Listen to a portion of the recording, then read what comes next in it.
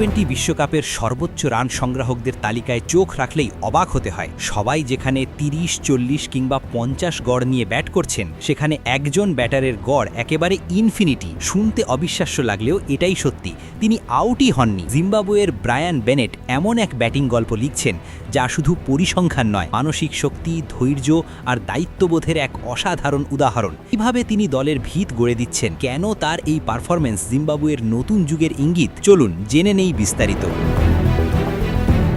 টি-20 বিশ্বকাপ মানেই আগ্রাসী ব্যাটিং, দ্রুত রান আর বড় বড় ছক্কার ঝড়।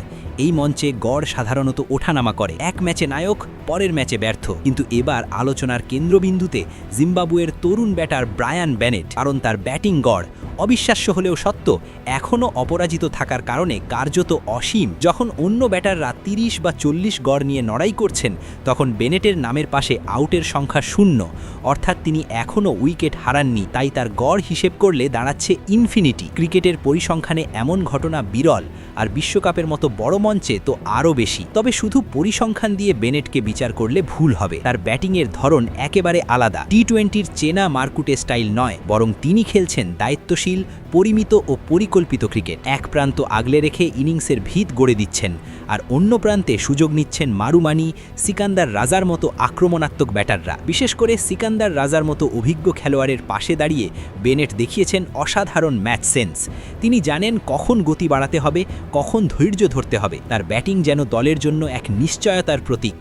জিম্বাবুয়ের ক্রিকেট ইতিহাসে উত্থান পতনের গল্প অনেক। এক সময় তারা ছিল ভয়ঙ্কর প্রতিপক্ষ। 1990-এর দশকে টেস্ট মর্যাদা পাবার পর আন্তর্জাতিক ক্রিকেটে বড় বড় দলকে হারিয়ে চমক দেখিয়েছে তারা। কিন্তু প্রশাসনিক জটিলতা, অভ্যন্তরীণ দ্বন্দ্ব আর সিনিয়র খেলোয়াড়দের অবসরের কারণে দলটি হারিয়ে ফেলে সেই ধারাবাহিকতা। দীর্ঘ সময় জিম্বাবুয়ে একক তারকার উপর নির্ভরশীল ছিল, কিন্তু এখন চিত্রটা বদলাচ্ছে। এই বিশ্বকাপে তারা দলগত শক্তির পরিচয় দিচ্ছে।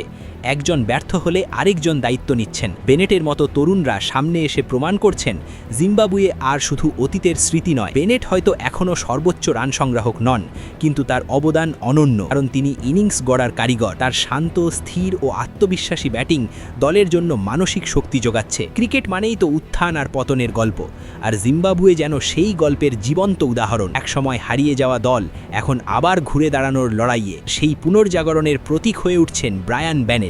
বিশ্বকাপের মঞ্চে তার ব্যাটিং শুধু রান নয়, বার্তা দিচ্ছে জিম্বাবুয়ে এখন আর একক নায়ক নির্ভর দল নয়, তারা দল হিসেবে জিততে শিখছে। আর যদি এই ধারাবাহিকতা বজায় থাকে, তাহলে হয়তো খুব শিগগিরই আমরা দেখব জিম্বাবুয়ে আবার বড় দলগুলোর জন্য ভয়ঙ্কর প্রতিপক্ষ হয়ে উঠেছে। এই বিশ্বকাপ হয়তো তাদের ট্রফি এনে দেবে না, কিন্তু আত্মবিশ্বাস ফিরিয়ে দিচ্ছে, যা ভবিষ্যতের জন্য আরও বড় অর্জন।